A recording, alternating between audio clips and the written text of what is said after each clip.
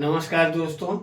आज का टॉपिक है हमारा संवहन और विकिरण, जो कक्षा 7 से लिया गया है, जो हम एनसीईआरटी और सीबीएसई सिलेबस पर आधारित होता है।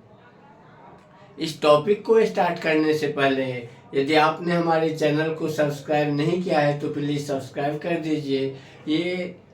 इससे आपको पढ़ाई में मदद मिल सकती है।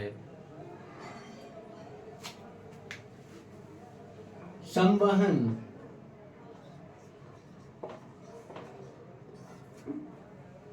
और विकिरण।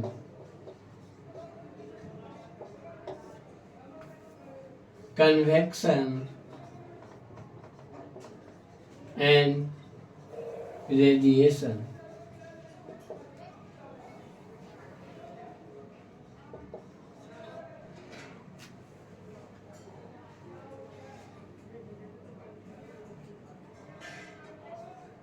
संवहन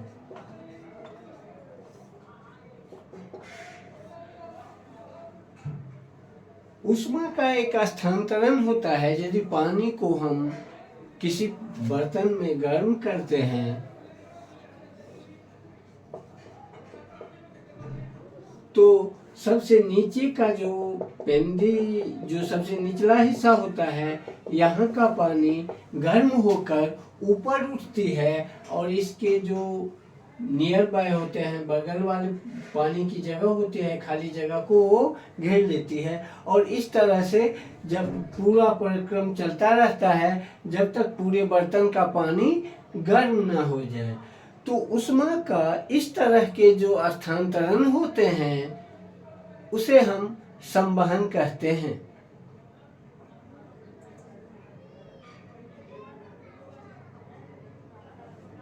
इसमें माध्यम का होना आवश्यक है। अब हवा में हम देखते हैं, हवा में भी कुछ इसी तरह का होता है।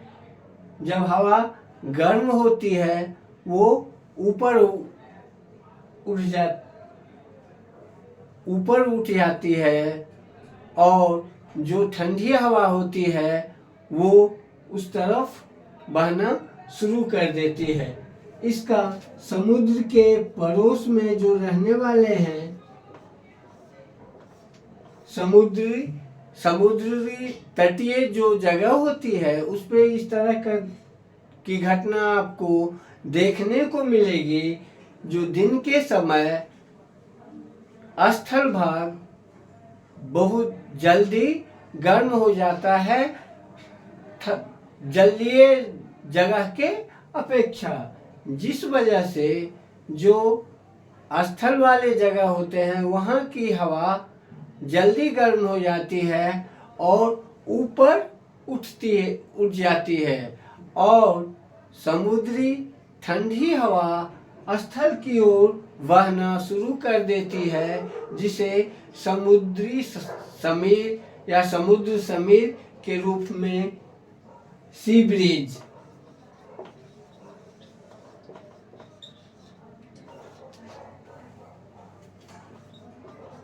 समुद्र समीर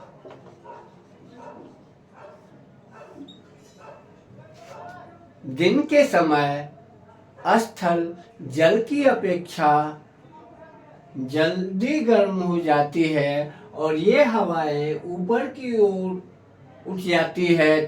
गर्म हवाएं चूंकि हल्की होती है और समुद्र की तरफ से ठंडी हवाएं स्थल की ओर बहना शुरू कर देती है, जिसे हम समुद्र समीर के रूप में या सी ब्रीज के रूप में जानते हैं।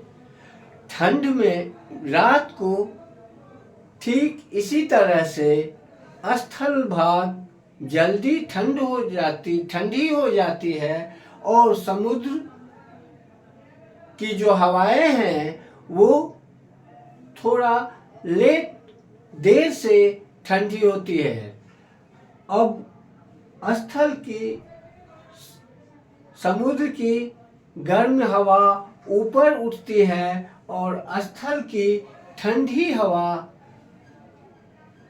समुद्र के तरफ बहना शुरू कर देती है और समुद्र की गर्म हवा स्थल की ओर। इसी जो स्थल की ठंडी हवा रात को समुद्र की ओर बहना शुरू कर देती है, उसे थल समीर या लैंड ब्रिज कहते हैं।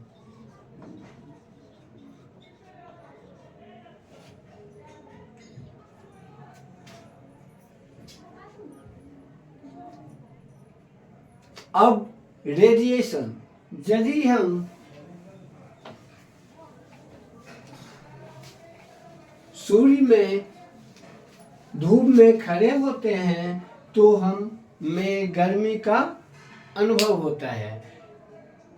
अभी हमने इससे पहले के जो वीडियो है उसमें ऊष्मा के दो तरह के स्थानांतरण को देखा है।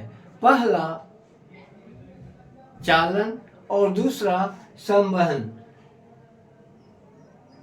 और तीसरी जो प्रकार है वो है विकिरण या रेडिएशन, जिसमें माध्यम हो या ना हो इसका कोई फर्क नहीं पड़ता। जैसे धूप में हम खड़े होते हैं तो हमें गर्मी की अनुभव होती है। अब सूर्य से जो किरणें चलती है हमें पता है और हम सब जानते हैं, बीच में ऐसी बहुत ऐसी जगह है जहां हवा तक भी नहीं है। निर्वात उस ऐसे जगह को जहां हवा नहीं होती है उसे वैक्यूम या निर्वात कहते हैं। ऐसे जगह में भी सूर्य की किरणें हम तक वहां से होकर हम तक पहुंचकर हमें हमारे शरीर को, यदि हम खड़े होते हैं तो हमें गर्मी का अनुभव होता है। तो इस तरह का जो ऊष्मा का स्थानांतरण होता है उसे हम विकिरण कहते हैं या रेडिएशन कहते हैं।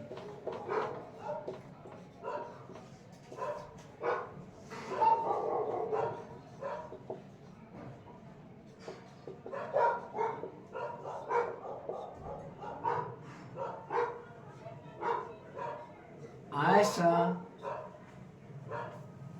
ऊष्मा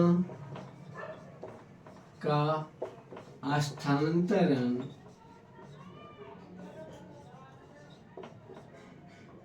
जिसमें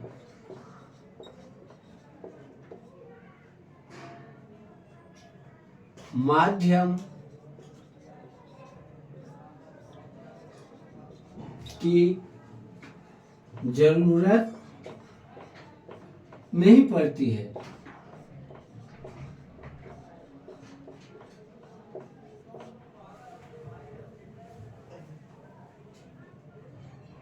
सूर्य की किरणें, और यदि हमारे ठंडी में हम ऊनी वस्त्र और गर्मी में सूती वस्त्र क्यों पहनना पसंद करते हैं? ठंड के समय ऊनी वस्त्र हमारे शरीर की ऊष्मा को बाहर जाने से रोकता है। ऊनी वस्त्र ऊष्मारोधी होता है और उनके बीच जो गैप होती है उसमें हवा जम जाती है, जिस वजह से हवा की परत जम जाने की वजह से हमारे शरीर की ऊष्मा